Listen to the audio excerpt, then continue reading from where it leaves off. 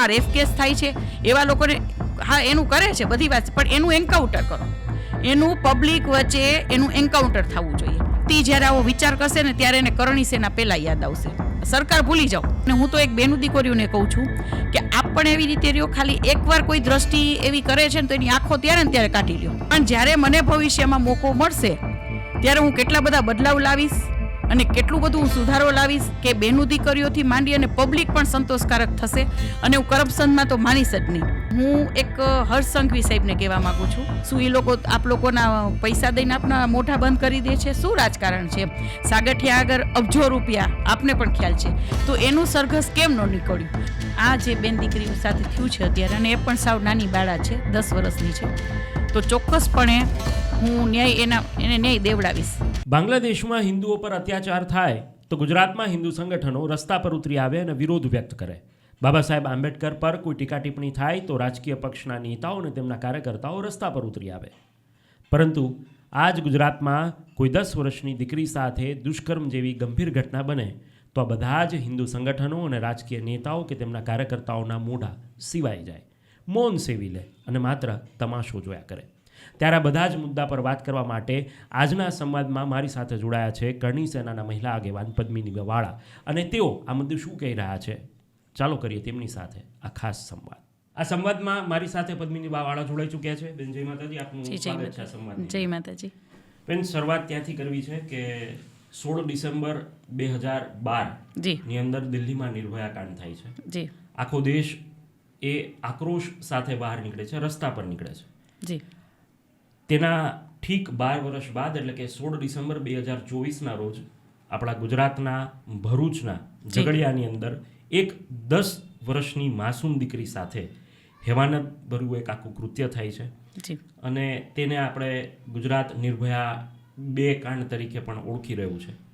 આપણા સૌની એક જવાબદારી બને છે કે આવી ઘટનાઓને કેવી રીતે રોકી શકાય અને શું થઈ શકે તેના પર ચર્ચા થાય. પરંતુ આ બધા પહેલાં આપની સાથે આજે સંવાદ એટલા માટે કરવો છે કે આજથી થોડા મહિનાઓ પૂર્વે જે રીતે નારીના એક અપમાનના બોલને લઈને જે આખું આંદોલન થયું, આ પરિસ્થિતિ પર અને આ જે કૃત્ય થયું છે તેના પર આપનું શું માનવું છે? જી ચોક્કસ. જે પણ અમારું આપે સૌએ જોયું હશે કે નારી અસ્મિતાનું જે અપમાન થયું હતું, બરાબર છે, કે જે આપણે કહીએ કે મંત્રી પદ ઉપર રૂપાલા સાહેબ હતા, અને આટલા મોટા એક નેતા થઈને જો બેન દીકરીઓનું અપમાન કરી શકતા હોય તો એનેથી એક શરમજનક કે નીચું જેવા બાબત કોઈ પણ વસ્તુ નથી. તો મારું કહેવાનું એ થાય છે કે જે પણ નેતા છે કે જે ઉપર સ્થાને છે, જો એનામાં જ આટલી બધી ઓલું નથી તો એનામાંથી લોકો શું શીખશે કે યુવા વર્ગ શું શીખશે? બરાબર છે. એટલે એ આંદોલન, અને હું તો જો માનું ને તો દરેક સમાજની બેનું દીકરીઓએ પોતાનું માન અસ્મિતા બધાને જાળવી જ રાખવાની હોય છે. અને હું તો કહું, ગમે બેનું દીકરીઓ ઉપર કોઈ પણ જગ્યાએ આ વસ્તુ થાય તો એનો ઠોસ નિર્ણય નથી આવતો ને, એના માટે વારંવાર આ વસ્તુ બને છે. એનો ઠોસ ક્યાંક ને ક્યાંક આપ જાણો છો કે ભાઈ આવું કંઈક બને છે તો એના ઠેઠ મૂળ સુધી જવું પડે. તો અમે આ આંદોલન હજી અમારું કંઈ પત્યું નથી, આંદોલન હજી અમારું ચાલુ જ છે. અને કરણી સેના અમારી આપને ખ્યાલ જ છે, તો કરણી સેના એના ઠોસ નિર્ણય ઉપર પહોંચશે. જી બેન, આપે નારી સંવેદનાની અથવા તો એ જે અપમાનની છે તે વાત કરી, પરંતુ એ સમયે માત્ર પરસોત્તમ રૂપાલાના બોલ હતા અને એના પર આવડું મોટું આંદોલન, આટલી જનસંખ્યામાં ક્ષત્રિયો એકઠા થયા અને એક કહેવાય ને કે એક પરચો બતાવ્યો. આ પરચો હવે કેમ નહીં? ગુજરાતની અંદર જ્યારે દીકરીઓ પર આવી ઘટના બને છે ત્યારે કેમ નહીં? એક સવાલ સૌ કોઈને ખૂંચે છે. આપ શું કહેશો એના પર? ચોક્કસ, આપનો પ્રશ્ન ખૂબ જ એક સરસ છે. તો એક અમારું ખાલી આટલું બોલ્યા હતા છતાં અમે આટલી મહેનની સાથે એકઠા થયા હતા. તો મારા માટે તો દરેક સમાજની બેન દીકરી એ મારી દીકરી ગણું કે બેન ગણું, મારા માટે બધાય સરખા છે. તો આવું કૃત્ય જ્યારે થાય છે ને ત્યારે દરેક સમાજે એકઠું થઈ અને આનો એક એવો નિર્ણય લઈ આવવો જોઈએ. હું તો એમ જ કહું છું કે સરકારે જ એવા કાયદા નીકાળી દેવા જોઈએ કે આવા લોકોને ફાંસી જ ચડાવવા જોઈએ કે બીજી વાર કોઈ પણ વ્યક્તિ આવો વિચાર પણ ન કરી શકે. આપણે બેનું દીકરીઓને આપણે બધું જ શીખડાવતા હોઈએ છીએ ઘરેથી કે ભાઈ તમે આવી રીતના રહેજો, તમે ધ્યાન રાખજો, આપણે કેટલું બધું એને નિયમો સાથે બહાર નીકળતા હોય છે અને મમ્મી પપ્પા પણ એટલું ધ્યાન રાખતા જ હોય છે. આજના આધુનિક જીવનમાં આજે મમ્મીને એટલું કામ હોય છે, પપ્પાને એટલું કામ હોય છે. આજે બધાય કોઈ એવું નથી ફ્રી વ્યક્તિ હોય છે. તો આજે દીકરીને આપણે ઘણું બધું પણ એની એક કમ્પેર કરીએ ને તો એ સાઈડ આપણે દીકરાઓને પણ એટલું શિખામણ આપી શકીએ છીએ. દરેક પેરેન્ટ્સ કે પોતાના દીકરાઓને જ એવી શિખામણ આપો કે તમે કોઈ પણ બેનું દીકરીઓને એક સારી દ્રષ્ટિએ જોવો, એના જ વિચારો સુધારવાની જરૂર છે. એની એક શિબિર કરવી જોઈએ દીકરીઓની તો ઓલરેડી શિબિર થાય જ છે, તો દીકરાઓની એક શિબિર થવી જોઈએ, ભાઈઓની, કે તમે તમારા વિચારોનો બદલાવ લાવો. દીકરીઓ શું કામ એક ફ્રી માઇન્ડથી દીકરીઓ શું કામ ન રહી શકે? આજે દીકરીઓને શું કામ એક ઓમાં રાખીએ છીએ અને એને બંધ બારણે આમ એવી રીતના મૂંઝાઈને આજે આપણી દીકરીઓ રહેતી હોય છે. દીકરીઓને ખુલ્લા મનથી રહેવાનો અધિકાર છે.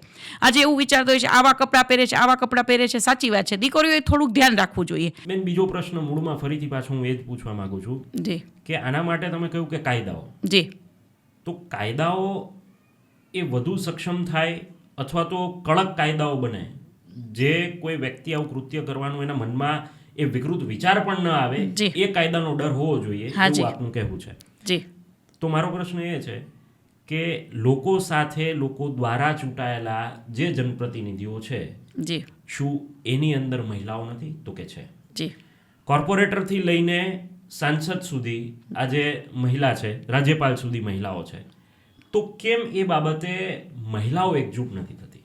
જી ચોક્કસ થવું જ જોઈએ. આની જગ્યાએ કદાચ હું હોય તો મારો નિર્ણય તો હું ઠોસ આપી જ દઉં અને આપવો જ જોઈએ. આપ જેમ કહો છો કે ધારાસભ્ય તો મહિલા હોય છે, સંસદ સભ્ય તો મહિલા હોય છે, તો આના કેમ કાયદા કોઈ ઘડાતા નથી એવા અને કોઈ કેમ ઠોસ નિર્ણય નથી આવતો? આવો જ્યારે બનાવ બને છે ત્યારે દરેક સંસ્થા કેટલા બધા બારે નીકળે છે, 2-3 દિવસ કે ઘણું બધું કરે છે, પણ એ બધું એક પછી ભૂલી જવાનું રહે છે. પછી આનો કોઈ એવો ઠોસ નિર્ણય નથી આવતો કે કોઈ પણ વ્યક્તિ આવો વિચાર કરતાં પણ બીવે છે. તો એના કાયદા સરકારે નવા બનાવવા જોઈએ કે આવું કોઈ વિચારી પણ ન શકે. અને ખાસ કરીને જે આપ કહો છો કે ભાઈ સાંસદ સભ્ય લેડીઝ છે, ધારાસભ્ય લેડીઝ છે, તો એ લોકોને તો પહેલાં વિચાર આવવો જોઈએ અને એ લોકોએ પહેલાં બહાર આવવું જોઈએ. આજે હું આપને ફરીવાર કહું છું કે દરેક સંસ્થા સમાજ સેવા જે કરે છે આવે જ છે, પણ જે સત્તાધીશો છે, જેમાં લેડી છે, જેમ આપ કહો છો કે ભાનુબેન છે, તો એને પહેલાં આવવું જોઈએ. બરાબર છે, એને પહેલાં આવી અને પહેલાં બહાર નીકળવું જોઈએ અને આનું કંઈક ને કંઈક એવો નિર્ણય લેવો જોઈએ કે એ લોકોના હાથમાં સત્તા છે તો એ લોકો શું કામ નથી આવતા? હું પણ એ લોકોને પ્રશ્ન મારા તરફથી પૂછવા માગું છું. તમે તો સત્તા લઈને બેઠા છો, તો તમારા શું કંઈ તમારા એવો કોઈ આપ લોકોને એવું કોઈ વિચાર નથી આવતો કે અમારે પણ નીકળવું જોઈએ? ત્યારે ક્યાંક ને ક્યાંક કંઈક બનાવ બનતા હોય છે ત્યારે કોઈક બારગામ હોય છે, આમ હોય છે, તેમ હોય છે, એ લોકોને ટાઈમ જ નથી હોતા. આપ એક મહિલા તરીકે કરણી સેનાના રાજકોટના એક તમે કાર્યકર છો, જી, એ દ્રષ્ટિએ તમે શું કરશો? ભવિષ્યની અંદર આવી ઘટનાઓ પર રોક લાગે એના માટે કરણી સેના શું કરશે? એ માટે શું આપ માનો છો?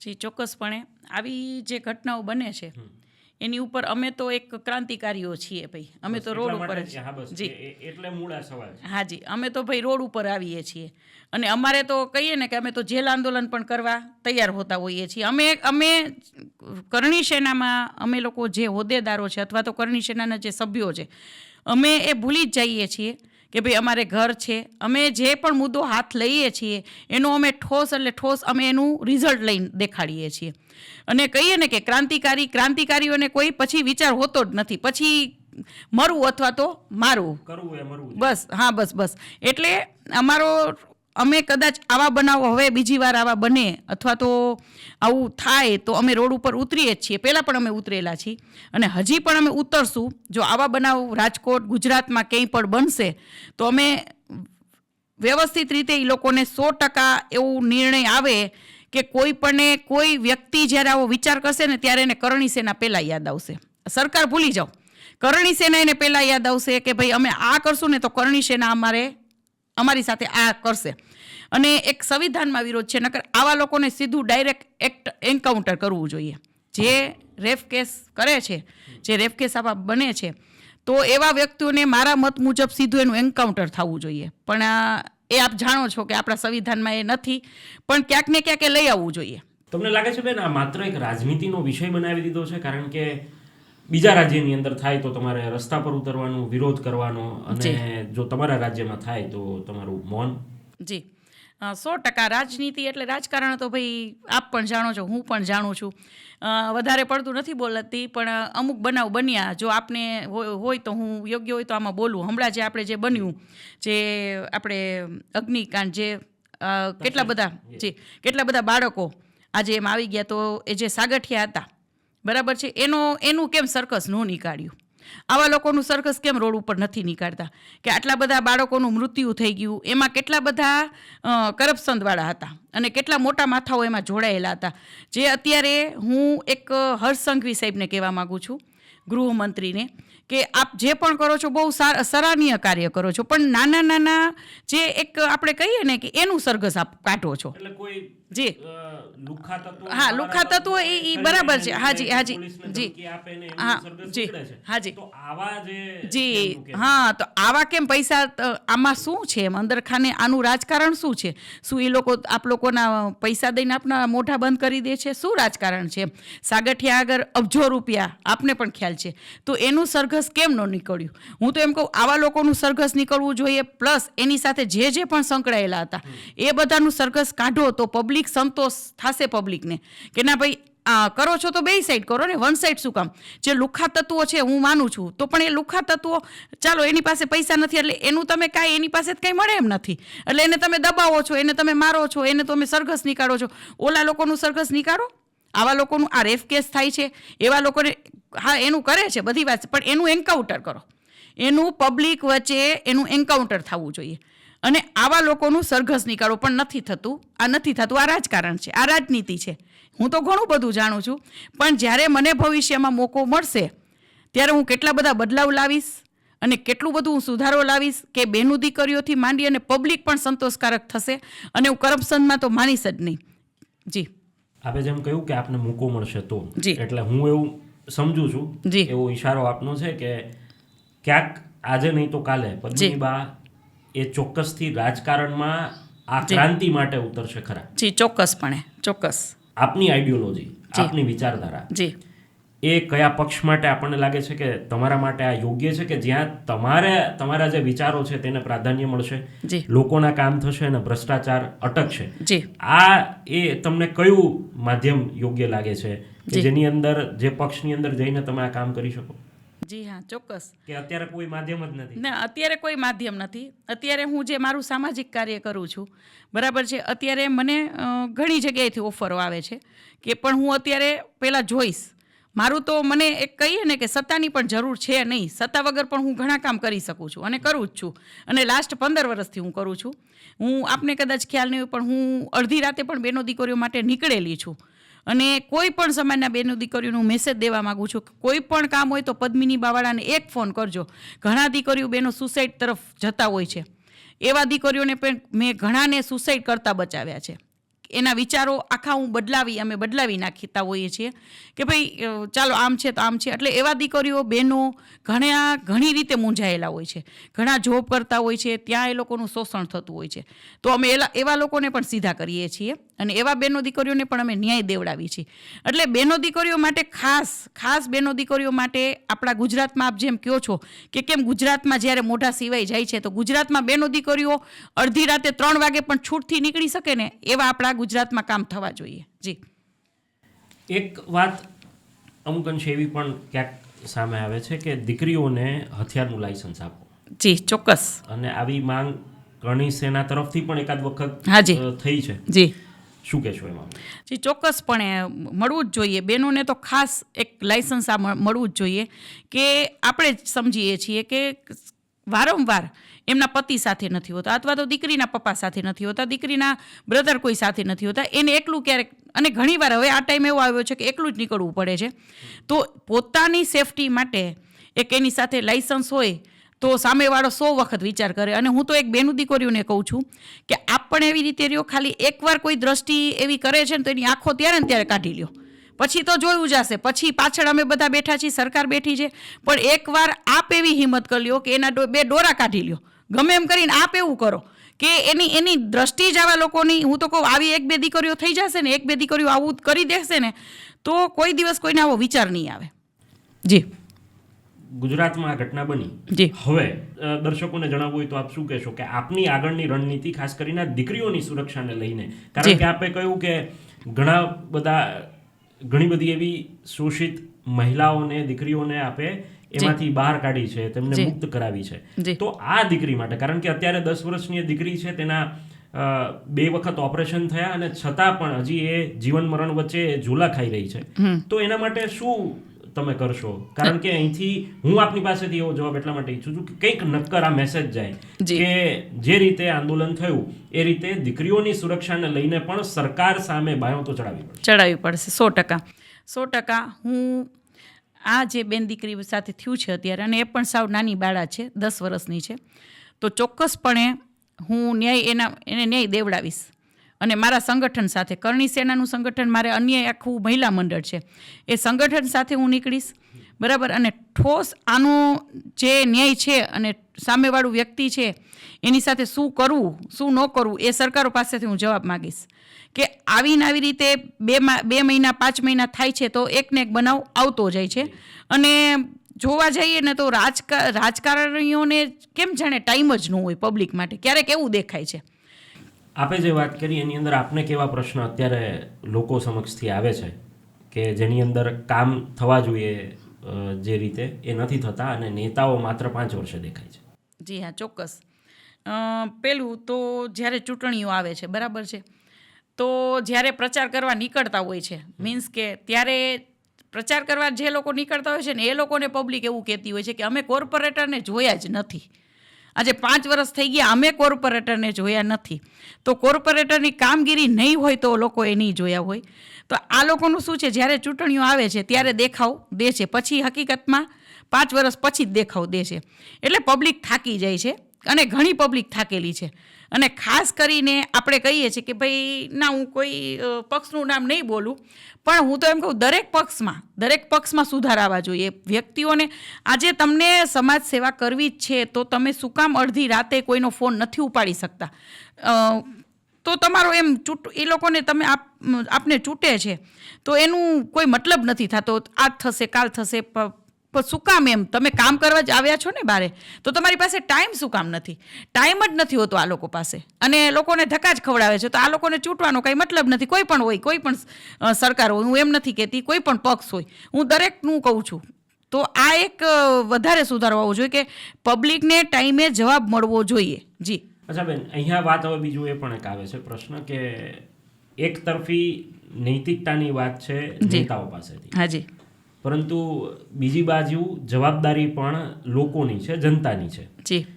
તો એ જવાબદારીની અંદર કઈ જગ્યાએ એવી ત્રુટી રહી જાય છે કે આ નેતાઓને જનતાનો ડર નથી? જી, નેતાઓને જનતાનો ડર નથી. એ તો સત્તા કઈ છે ને, સત્તા જેની પાસે છે, બરાબર છે, એટલે એને શું ડર? એમ એને ડર નથી. પણ ક્યાંક ને ક્યાંક અમારા જેવા આવી જશે ને જ્યારે આમને સામને, ને અમે તો આવી ગયેલા છીએ, તો એક જો જે પાપ કરતું હોય એને બીક હોય, બરાબર. અમારા જેવાને તો કોઈ અમારે કંઈ ખોટા કામ કરવા નથી, અમે ખોટા કામ કર્યા નથી, એટલે અમને આજે ડર નથી, કાલે પણ ડર નહીં રહે. અને નેતાઓ દ્વારા ક્યાંક ને ક્યાંક એવા કામ થતા હોય છે બંધ બારણે. હું તો જેવું છે એવું એક ચોખ્ખું ને સ્પષ્ટ જ બોલીશ. ત્યારે એ લોકોને ડર હોય છે, અને પબ્લિકનો ડર એટલે નથી હોતો એ લોકોને કે ભાઈ આ અમને ચૂંટવાની જ છે, ને પછી જ્યારે ચૂંટણી આવે છે ત્યારે ત્યાં પણ એમના મોઢા ભરી દેવામાં આવે છે. એ લોકોને ખરીદી લે છે, બરાબર છે. ખરીદી કરીને વોટ થઈ જતો હોય છે. ખરીદીની વાત કરીએ એટલે વચ્ચે તમને રોકું છું. જી. આંદોલન વખતે તમને નબળા પાડવા માટે અથવા તો વિરોધ સંકેલી લેવા માટે ઓફર થઈ હોય, કોઈ ધમકી મળી હોય, આવું કંઈ બન્યું ખરા? જી ના, ધમકી તો કોઈ દિવસ નથી મળી મને. અને ભવિષ્યમાં હું એક મારા ઉપરથી એમ કહું છું કે કોઈની હિંમત પણ નથી મને કોઈ પણ હોય પછી XYZ કે મને ધમકીનો એક ફોન કરે, અને એવું હશે તો કરે, તો પછી એને જવાબ હું વ્યવસ્થિત આપીશ. એક ફોન પણ મને ધમકીનો નથી આવ્યો, અને ઓફર પણ મને એક બારોબાર એવી બધી હતી. મેં કોઈ દિવસ મારી સાથે કોઈ પર્સનલી વાત નથી કરી. એ રાજનીતિની ઓફર હતી, જોડાવાની ઓફર હતી કે માત્ર કોઈ જી ના એક જો આજે હું કોઈ ઉપર એ ટાઈમમાં ભરોસો કરી ન શકું, એટલે બહારથી ઉડતી વાતો એવી આવતી કે ભાઈ તમે આમ કરી નાખો તો આમ કરી દેશે. પણ ના, મેં કીધું હું મારું સ્વાભિમાન, મારી અસ્મિતા અને મારું જે માન છે એ કોઈ દિવસ જિંદગીમાં કદાચ મારું મૃત્યુ થઈ જાય તો હું એને ચણાના ભાવમાં વેચીશ તો નહીં જ એમ. એટલે એમ ઉડતી બાકી કોઈ પર્સનલી કોઈ મારી પાસે આવી હોય ઓફર લઈને એવું નથી બન્યું. ફર્ધર આપનું પ્લાનિંગ શું કે છે જો આપ રાજનીતિમાં આવવા માંગો છો તો? જી. અને એ કેટલા સમયની અંદર અથવા તો ક્યારે આપ રાજનીતિની અંદર આવવાનો યોગ્ય નિર્ણય કરશો? જી. અને એ નિર્ણય શું હશે અંદાજે? જી, રાજનીતિમાં તો હું હતી જ, આપને ખ્યાલ છે, બીજેપી પાર્ટીથી જ હું જોડાયેલી હતી. પણ આવું બધું બન્યું એટલે મેં બીજેપી પાર્ટીમાંથી રાજીનામું આપેલું છે. કેમ કે મારું સ્વાભિમાન, મારું માન મર્યાદા અને મારા સમાજની બેનું દીકરીઓનું, અને મારે તો સર્વ સમાજની બેનું દીકરીઓ, કદાચ અમારા કાસ્ટમાંથી કોઈ ભાઈ દીકરા કે આવું બોલશે તો એની માટે સજા આ જ હશે. એવું નથી કે ભાઈ અમારો સમાજ છે ને આમ છે, ત્યારે પણ હું આ જ નિર્ણય લઈશ. એટલે ભવિષ્યમાં હું 100% મારા ટાઈમે મને યોગ્ય લાગશે કે હવે મારે ઝંપલાવવાની જરૂર છે ત્યારે 100% હું ઝંપલાવીશ. અને એક વિશ્વાસ સાથે પબ્લિકને એક ત્યારે એવું થશે, હું બોલતી નથી અત્યારે પણ કદાચ આપ મારું બેકગ્રાઉન્ડ જ્યાં હું રહું છું બરાબર છે, અથવા તો બેનો દીકરીઓ હું મીડિયામાં ઓછી લઈ આવવા માગું છું અમારા સમાજના, પણ ક્યારેય આપણે એમ થાય કે મારે બેનો દીકરીઓનું ઇન્ટરવ્યૂ લેવું છે તો એવા બેનો દીકરીઓ પણ હું બેસાડી શકું છું કે ભાઈ અડધી રાતે 3 વાગે મને ફોન કરે છે અને 2 કલાક મારી સાથે વાત કરે છે તો હું વાત કરું છું. 2 નહીં 3 કલાક એને આપું છું કે ક્યાંક ને ક્યાંક એ એવા રસ્તા ઉપરથી પાછા આવી જાય જ્યારે કોઈને દુઃખ સાંભળવું આ ટાઈમમાં નથી ગમતું. તો એ વસ્તુ પહેલાં કરવી જોઈએ. જી. મારા અંગત પ્રશ્નમાં નથી જવું, પરંતુ એ વાતને આની સાથે જોડાયેલી છે કે આજથી 1.5-2 મહિના પહેલા 3 મહિના પહેલા જે ઘટના બની અને એ તમારો ઘરનો અંગત વિષય. હાજી. પરંતુ એ જે પરિસ્થિતિ હતી, જી, શું ત્યારે તમને એક વખત એવો અનુભવ થયો કે એક મહિલા તરીકે આજે પણ સમાજમાં મહિલાઓને દબાવવાનો, એમને કોઈ પણ રીતે એમના પર કહેવાય ને કે પોતાની માનસિકતા, પોતાના ઘરનો વ્યવહાર ઠોસી બેસાડવાનો એક પ્રયત્ન થયો હોય અથવા તો થતો આવે છે, શું આજે પણ આપને એવું લાગે છે જ્યારે આપણે આ ટેકનોલોજીના યુગમાં અને ભારતના આઝાદીના અમૃત મહોત્સવમાં જ્યારે આપણે ઉજવી રહ્યા છીએ ત્યારે 75મા વર્ષે પણ આ પરિસ્થિતિમાંથી પસાર થતા હોય? જી, ચોક્કસ. આજે એક કહેવત છે કે ભાઈ સ્ત્રીની સ્વતંત્રતા કોઈને નથી ગમતી. તો એક સ્ત્રી પુરુષ સમવડી જ્યારે થઈને ઊભી રહે છે એ પણ લોકોને ઓછું ગમે છે. તો સ્ત્રી પુરુષ સમવડી થઈને ઊભી રહે આજે 21મી સદી છે.